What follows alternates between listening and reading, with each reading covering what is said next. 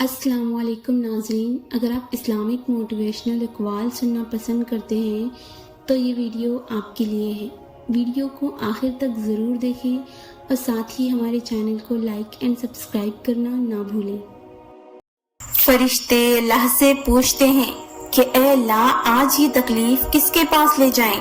اللہ رب العالمین فرماتا ہے جو میرا سب سے محبوب بندہ ہے اس کے پاس، تاکہ ہم اللہ کے اور زیادہ قریب ہو جائیں۔ ہم نادان یہ سمجھتے ہیں کہ آزمائش ایک عذاب ہے، ہرگز نہیں، یہ تو ایک انعام ہے اللہ کا قرب حاصل کرنے والوں کے لیے۔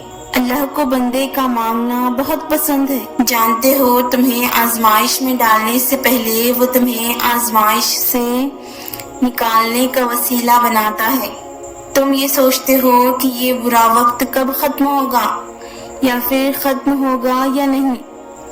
آج اگر زندگی مشکل ہے تو کل کی آسانی کا وعدہ بھی اللہ نے کیا ہے۔ اللہ سے مانگو، خوب مانگو، اللہ تمہیں امید سے بڑھ کر دے گا۔ تمہارے رب کے لیے تو کچھ بھی مشکل نہیں، وہ تو بس تمہارے توکل کا امتحان لیتا ہے۔ جب تمام دروازے بند نظر آئیں اور سب کچھ ناممکن لگنے لگے تو یاد رکھنا ایک راستہ ہمیشہ کھلا رہتا ہے اور وہ دعا کا راستہ ہے۔ اس راستے سے گزرنے والے ہمیشہ منزل تک پہنچ کر رہتے ہیں۔ جب دل تھک جائے تو جان لو کہ آسمان سے تمہاری مدد کے لیے قبولیت کا اب کوئی نہ کوئی دروازہ کھلنے والا ہے۔ اللہ سن لیتا ہے ان کہیں دعائیں بھی، پھر کیسے نہ سنے گا وہ دعائیں جو تم نے رو رو کر مانگی ہیں۔ اللہ تعالیٰ تمہیں اتنا نوازے گا کہ تم آزمائش کا یہ دکھ بھول جاؤ گے۔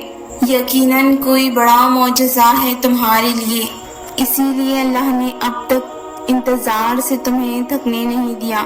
اللہ کی رضا کے سامنے کسی کی نہیں چلتی، جب وہ کہے گا ہو جا تو بے شک سب ہو جائے گا۔